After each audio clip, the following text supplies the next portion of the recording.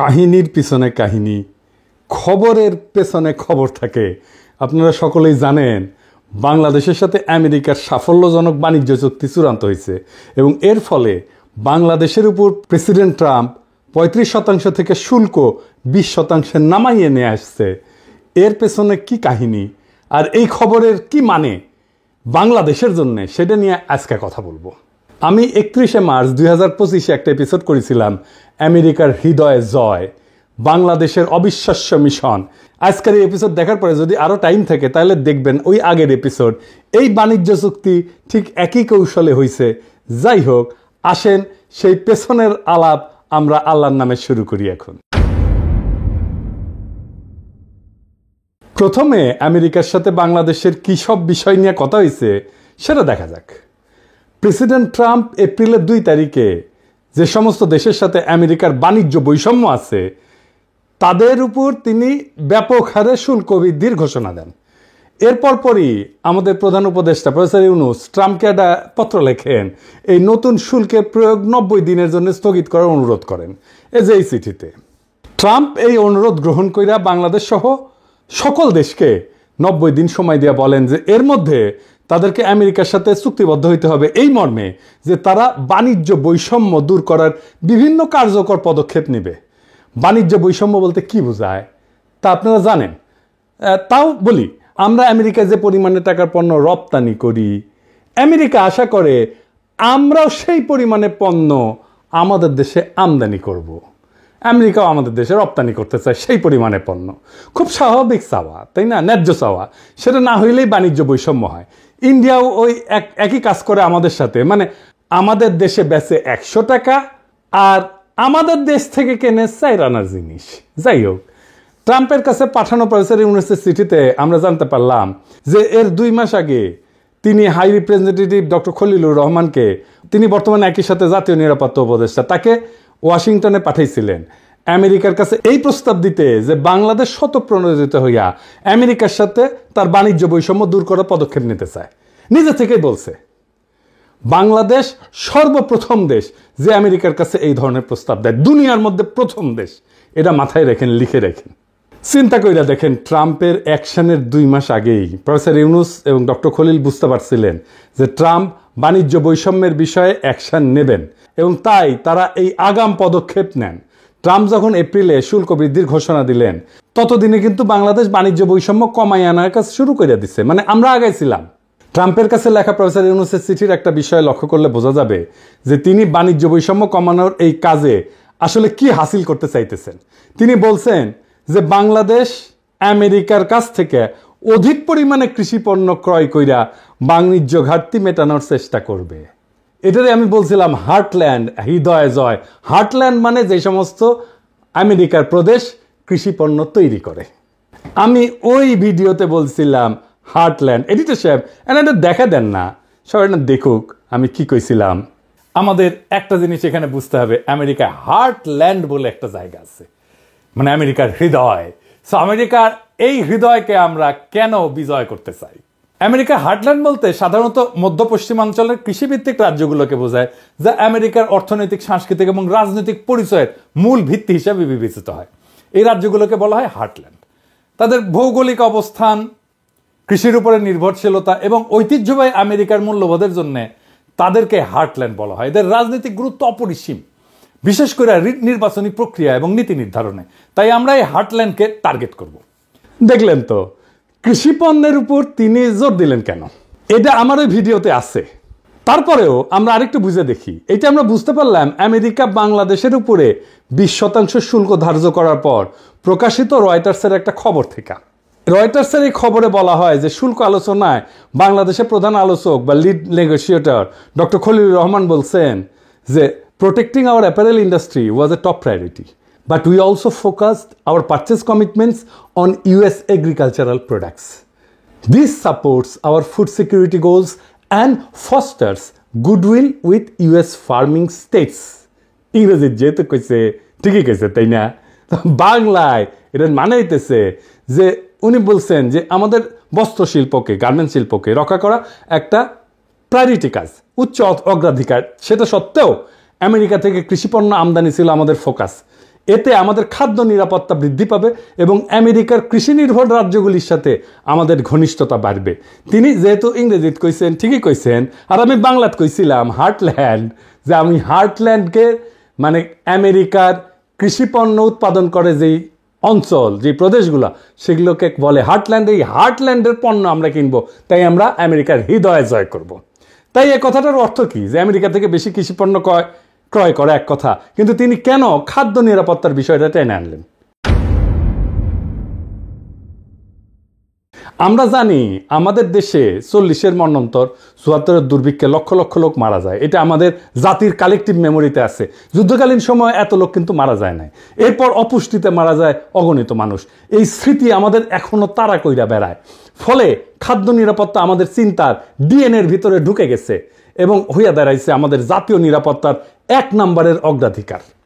খলিল ভাইকে যখন জাতীয় নিরাপত্তা উপদেষ্টা করা হলো, তখন চারিদিক দিয়ে কি হাউকা, উনি নিরাপত্তার কি বুঝেন?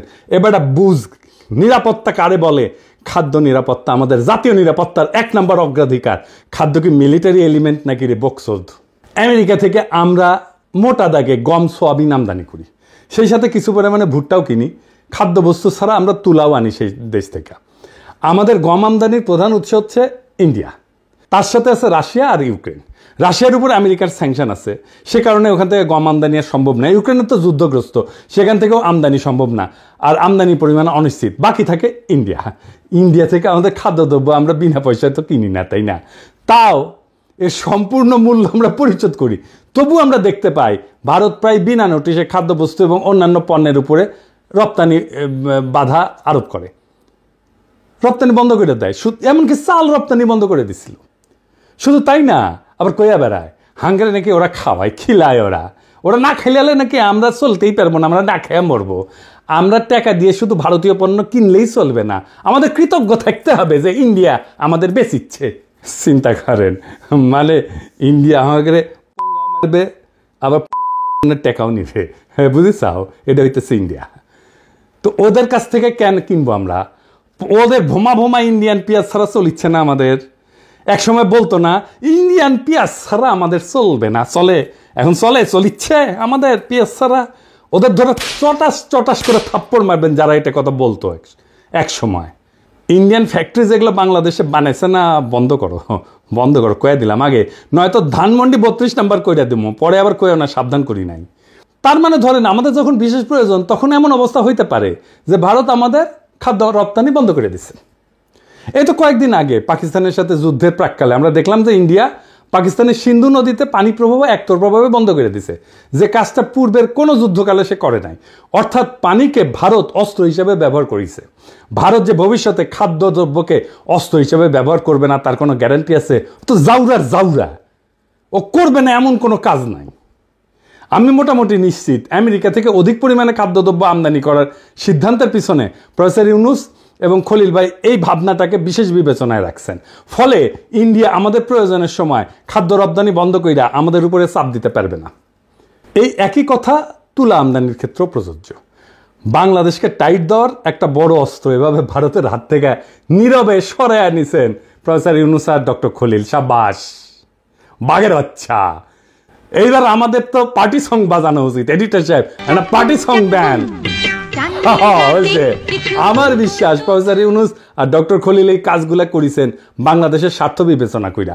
ভারতের ক্ষতি করা তাদের অবশ্য উদ্দেশ্য ছিল না, কিন্তু ভারতের যেতে ক্ষতি হইল সেটা তারা সারা জীবন মনে রাখবে।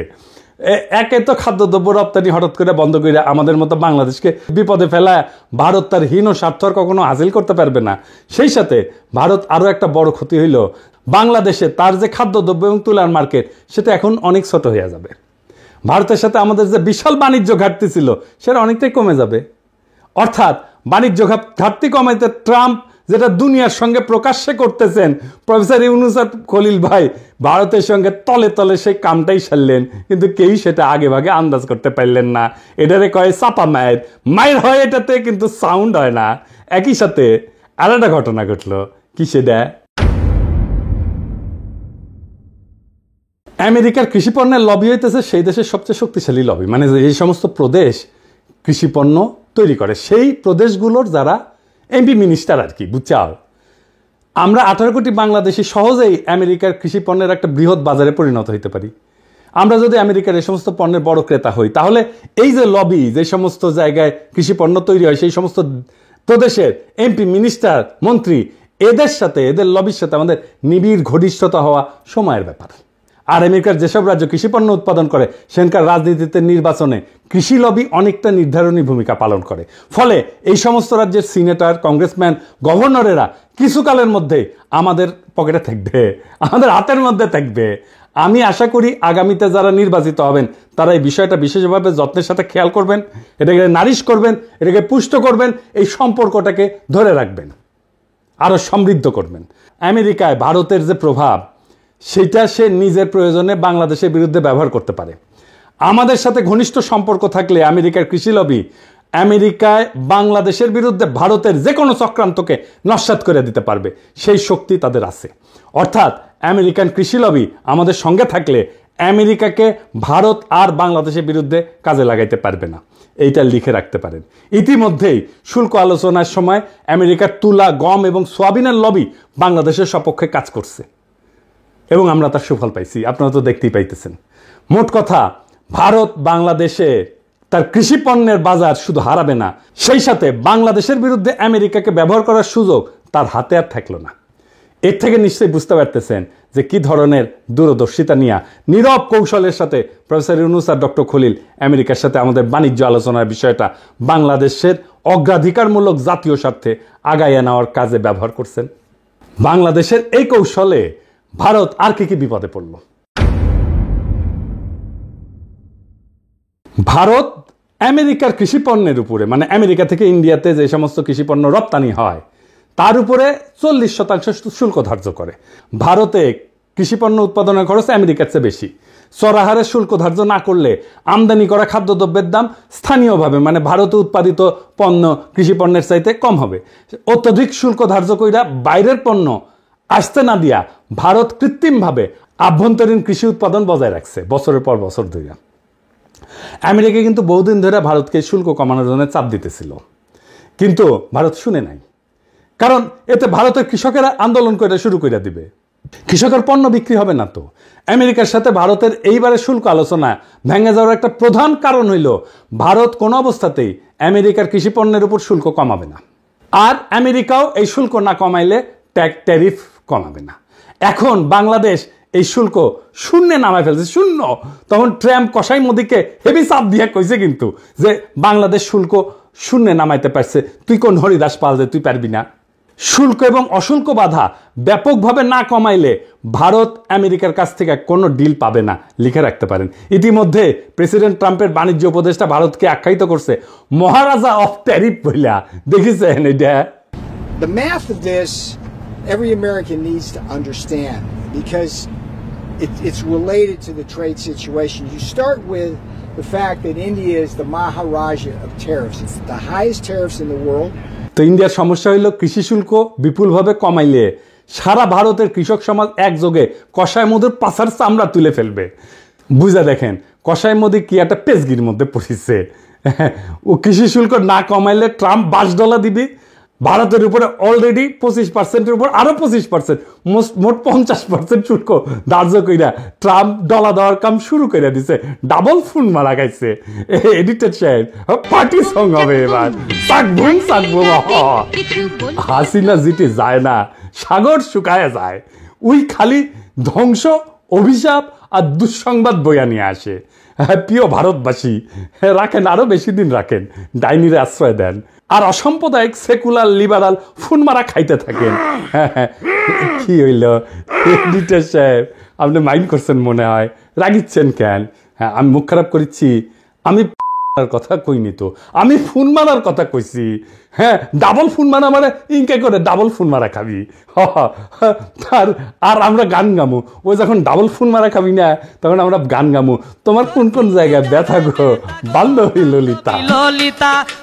আবার অন্যদিকে ভারতের কৃষকেরা হাতে মুগুর নিয়ে অপেক্ষা করতেছে, কসাই মোদি কৃষি শুল্ক কমাইলে মুগুরের বাড়ি একটা মাটির পড়বি না। ইন্ডিয়ার কৃষকরা কিন্তু বেশিরভাগই শিকড়ে কিন্তু তলোয়ার নিয়ে চলে, বেশি তেরিবেরি করলে কল্যাণ নামে দিবি একেবারে। আমেরিকার সাথে বাণিজ্য শুল্কের বিষয়ে বাংলাদেশ যে কি পদক্ষেপ নিতে যাচ্ছে এবং ভারতের জন্য সেটা যে কি ক্ষতির কারণ হইতে পারে, এই বিষয়টা কিন্তু ভারত মার্চ মাসের মধ্যে টের পেয়েছিল। তখন থেকেই তারা এই ডক্টর খলিলের বিরুদ্ধে ক্রমাগত অপপ্রচার চালানো শুরু করছে। তাকে খেতাব দিছে ডেঞ্জারাস ম্যান হিসেবে। সে তো অবশ্যই ডেঞ্জারাস ম্যান, ইন্ডিয়ার জন্য অবশ্যই সে ডেঞ্জারাস ম্যান। তার বিরুদ্ধে ভারতের মিডিয়ায় যে জঘন্য অপপ্রচার করছে, সেটা পুনঃপ্রচার করছে বাংলাদেশের কতিপয় জঘন্য ভারতীয় এজেন্ট এবং বাংলাদেশের কিছু মিডিয়া। এই সমস্ত মিডিয়াকে আমরা চিনে রাখছি, এই সমস্ত মিডিয়ার পাছার চামড়া আমরা তুলে দেব, মাইন্ড ইট। এর মধ্যে প্রধান হইতেছে ওয়াকারের পথ বালক। সে আমাদের বাণিজ্য ডিল যেন না হয় সেজন্য নন ডিসক্লোজার এগ্রিমেন্ট এটা ফাঁস করে দিল। একটা জিনিস মাথায় রাখবেন, অ্যান্টি হাসিনা মানে কিন্তু অ্যান্টি ফ্যাসিস্ট না, অ্যান্টি ইন্ডিয়া না। ওয়াকারের পথ বালক হাসিনার শাসনের বিরুদ্ধে ছিল মানে সে ইন্ডিয়ার আধিপত্যবাদের বিরুদ্ধে না। ও যা যা করছে বা করতেছে সবকিছু এখন ইন্ডিয়ার পক্ষে যাইতেছে। আমি আপনাকে একটা সিম্পল একটা এক্সারসাইজ দিই। হ্যাঁ, ধরেন আগামীর বাংলাদেশ কেমন হবে সেটা আমাকে যদি লিখতে বলেন, আমি লিখলাম। ধরেন কি লিখবো সেটা আপনারা বুঝতে পারেন না। বাংলাদেশের সকল প্রগতিশীল 2-3% লোক ছাড়া সবাই সেটা মাইনে নেবে, গ্যারান্টি দিলাম। কারণ আমি কি রাষ্ট্র চাই সেটা আমার 1000-এর বেশি ভিডিও আছে, 20টার বেশি বই আছে, এটা তার নিশানা আছে। আর ওয়াকারের পথ বালক যে রাষ্ট্র বানাবে ওরে প্রস্তাব করতে বলেন সেই রাষ্ট্রে বাংলাদেশের সাধারণ মুসলমান থাকতে পারবে কিনা, ইমান আকীদা নিয়া। যদি পারে আমি আমার কান কেটে কুত্তা দিয়ে খাওয়াবো। ও কি লিখছে রাষ্ট্র সম্পর্কে, রাষ্ট্র ধারণা সম্পর্কে, ওর ইডিওলজি সম্পর্কে সব লেখা আছে, চাই দরকার হলে দেখায় দেব। ও কেমন রাষ্ট্র চায় সে সেটা নানা সময় বলছে, আমি আর বিস্তারিত গেলাম না। ওরে বাংলাদেশে স্পেস দেবেন না, ওরা সবসময় দাবরানির উপরে রাখবেন। ও বাংলাদেশের শত্রু, ও ইন্ডিয়ার একটা এজেন্ট, ও এটা ওয়াকারের পথ বালক। আপনি লক্ষ্য করছেন খলিল ভাই সমস্ত অপপ্রচারে পাত্তাই দেন নাই। উনি ঠান্ডা মাথার মানুষ, অবিচলভাবে তার কাজ চালাই গেছেন। আমি সবসময় দেখছি উনি কথা কম কাজ বেশি, এটাই হইল তার কাজের ধরন। প্রফেসর ইউনূস কিন্তু পুরা সময়টাই খলিল ভাইয়ের উপরে তার আস্থা অক্ষুণ্ণ রাখছেন, আমরা খেয়াল করছি। কারণ তিনি জানতেন যে এই আলোচনা অত্যন্ত কঠিন এবং জটিল। এই সমস্ত বিষয়ে সফল নেগোসিয়েশন চালানোর জন্য এমন একজনের প্রয়োজন যিনি একই সঙ্গে আন্তর্জাতিক বাণিজ্য আলোচনা, অশুল্ক বাধা, কূটনীতি, জাতীয় নিরাপত্তার বিষয়ে যথেষ্ট জ্ঞানী এবং অভিজ্ঞ। প্রফেসর ইউনূস ন্যাচারালি এই গুণগুলি পাইছিলেন একমাত্র ডক্টর খলিলের মধ্যে। কেন পাইছিলেন জানেন? আমি আগে বলছিলাম, আসেন আবার একটু দেখি। খলিল ভাই জাতিসংঘের বাণিজ্য এবং অর্থনৈতিক সংস্থা আংটাডের উচ্চ পদে দায়িত্ব পালন করছেন দীর্ঘ 25 বছর। অর্জন করছেন বাণিজ্য এবং বাণিজ্য আলোচনার গভীর জ্ঞান, বিস্তৃত অভিজ্ঞতা। 2001 সালে অনুষ্ঠিত জাতিসংঘের স্বল্পোন্নত দেশ সংক্রান্ত সম্মেলনের প্রোগ্রাম অফ অ্যাকশন রচনার দায়িত্ব পড়ে উনার হাতে।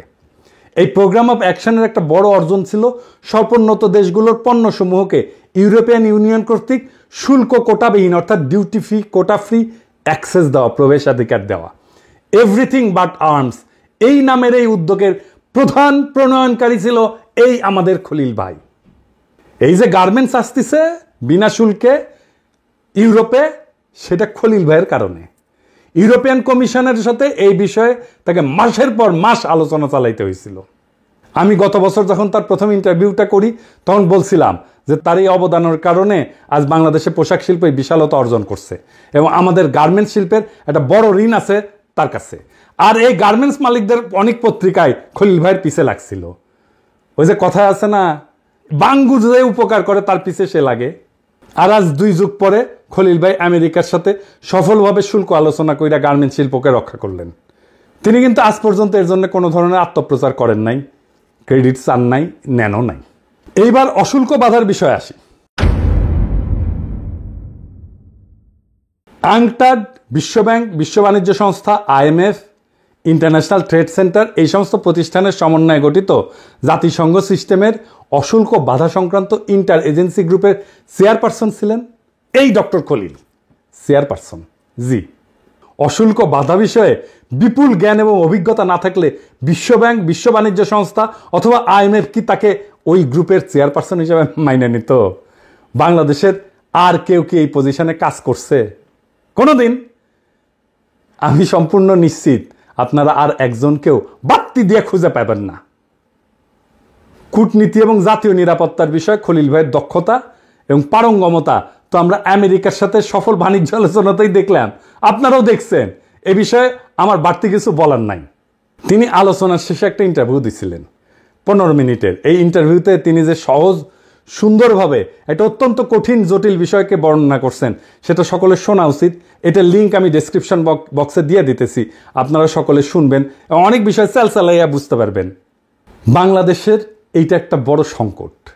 বাংলাদেশের সত্যিকার অর্থে যারা দক্ষ মানুষ, বাংলাদেশে যারা সত্যিকার অর্থে আন্তর্জাতিক মানের প্রফেশনাল, বাংলাদেশের সত্যিকার অর্থে যারা আন্তর্জাতিক মানের ইন্টেলেকচুয়াল ক্যাপাসিটি আছে, যাদের প্রফেশনাল ক্যাপাসিটি আছে, যাদের তাদেরকেই বাংলাদেশে যথেচ্ছ অপমান করাটাই হইতেছে এক শ্রেণীর বাঙ্গু এলিটদের সবসময়ের কাজ। এবার আর একটা বিষয় আসি।